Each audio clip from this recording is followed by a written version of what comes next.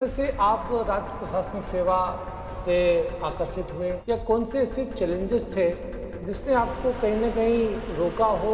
लोक सेवा आयोग के बहुत करीब से हैं कि नाम जो है इंटरव्यू में आया, लेकिन इंटरव्यू के बाद सफ़र कितना भी संघर्षमय हो, कितना भी लंबा हो, मंजिल ज़रूर मिलेगी और एक दिन हर किसी को मिलेगी।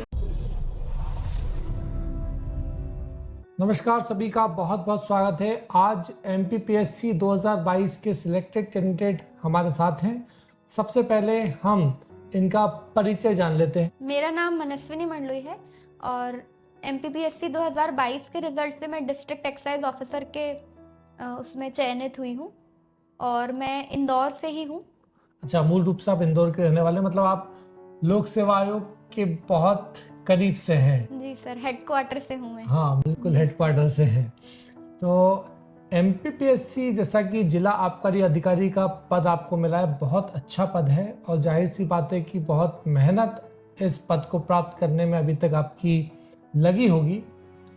सबसे पहले विद्यार्थियों की जो जिज्ञासा रहती है, उसी जिज्ञासा से रिलेटेड कुछ प्रश्न मैं आपसे करता हूँ कि किस तरह से आप राज्य प्रशासनिक सेवा से आकर्षित हुए या कोई ऐसा व्यक्ति जिससे आप अधिक प्रभावित हुए हों और आपने तैयारी शुरू कर दी हो? सर, मैंने इनिशियली मेरे स्कूल के टीचर्स का काफ़ी गाइडेंस रहा, फादर का भी ड्रीम था। तो सर मैंने 11th से, क्योंकि मैं इंदौर में थी, मैंने ह्यूमैनिटीज़ सब्जेक्ट ले लिया था 11th में और तभी से तय कर लिया था कि MPPSC या UPSC ईदर कोई सा भी मैं ऑप्शन चूज़ करके और एडमिनिस्ट्रेशन में आना चाहूँगी। और सर जब 12th में यहाँ पे चीज़ों को जज किया, एनालाइज़ किया, तो देखा कि यहाँ पर MPPSC का ज़्यादा माहौल है, ज़्यादा बेटर फैकल्टीज़ या ज़्यादा बेटर नोट्स और ये चीज़ें बहुत इजीली अवेलेबल है। तो फिर मैंने अपना रुझान MPPSC की तरफ किया। MPPSC की तैयारी के दौरान कौन कौन सी कठिनाइयाँ आपको आई या कौन से ऐसे चैलेंजेस थे जिसने आपको कहीं ना कहीं रोका हो अपने सिलेक्शन के लिए, कहीं ना कहीं आपका मन डगमगाया हो और आपको लगा हो कि थोड़ा सा मुश्किल लग रहा है? सर एक लंबी जर्नी रही है, करीब 7 सालों की, तो कई बार ऐसा लगा। सर सबसे पहला चैलेंज तो इनिशियल तैयारी में ही आया, क्योंकि पहले इतने ज़्यादा इंग्लिश मीडियम के लिए माहौल नहीं था, नोट्स अवेलेबल नहीं थे मार्केट में, कोई कोचिंग हो या किसी दूसरे इंस्टीट्यूट के भी। तो सर पूरा खुद के नोट्स बनाना, और तब इतना ज़्यादा सर इंटरनेट कनेक्टिविटी, क्योंकि 2017 से तैयारी शुरू की, अच्छा, तो सर तब इतना कुछ अवेलेबल था ही नहीं, खुद को भी इतना कुछ चीज़ें फिल्टर आउट करना नहीं आ पाता था, जो कंटेंट मिलता था, तो वो काफ़ी चैलेंजिंग रहा। और सर तैयारी के दौरान भी, क्योंकि सर 2020 से दिया है, फर्स्ट अटेम्प्ट 2020 रहा और 22 से सिलेक्शन है और सर फिर 23 का प्री नहीं निकला था, तो एक चैलेंजिंग जर्नी रही। कई सारे विद्यार्थियों के साथ होता है, प्री इंटरव्यू, मेंस पास करके इंटरव्यू दिया, फिर जो है इंटरव्यू से बाहर हो गए। ऐसा कभी हुआ आपके साथ कि इंटरव्यू दिया हो और जो है कुछ नंबर से रह गए हों? सर मेरा क्योंकि 20 फर्स्ट अटेम्प्ट था और जो मैंने इंटरव्यू दिया वो प्रोविजनल से दिया, तो सर अभी भी रिजल्ट पेंडिंग है। फिर सर मैंने 21 का इंटरव्यू दिया, वो भी प्रोविजनल से दिया, वो भी पेंडिंग है। और तो सर 2 इंटरव्यू रहे जिनका लिस्ट से बाहर तो नहीं रही, पर अभी तक लिस्ट भी नहीं आई है। तो सर एक काफ़ी लंबे इंतज़ार के बाद मैंने अपना लिस्ट में नाम देखा है। सर आपने भी उन पलों को देखा है जो MPPSC में ज़्यादातर कैंडिडेट को देखने को मिलता है कि नाम जो है इंटरव्यू में आया, लेकिन इंटरव्यू के बाद जो है नाम कहीं ना कहीं प्रोविजन में रह गया या फिर ज्वाइनिंग नहीं हो पाई किसी कारण से। तो वो दौर, वो समय और वो जो चैलेंज रहता है वो बहुत स्पेशल रहता है, और उसके बाद फिर से नए जोश जुनून के साथ तैयारी करना वो एक बहुत चैलेंजिंग टास्क रहता है।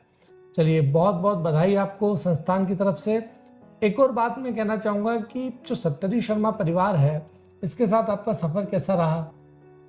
सर क्योंकि मैंने आपको बताया कि इंग्लिश मीडियम था, तो नेट से ही जो है यूट्यूब के माध्यम से मैंने अपनी पढ़ाई करी, तो कई सारे मैंने नोट्स सर जो शेखावत सर MPG के पढ़ाते हैं या कुछ दूसरे सर के भी जो यूट्यूब लेक्चर्स रहे, मैंने उनको देखा काफ़ी टाइम और उसी से मैंने नोट्स वगैरह प्रिपेयर किए।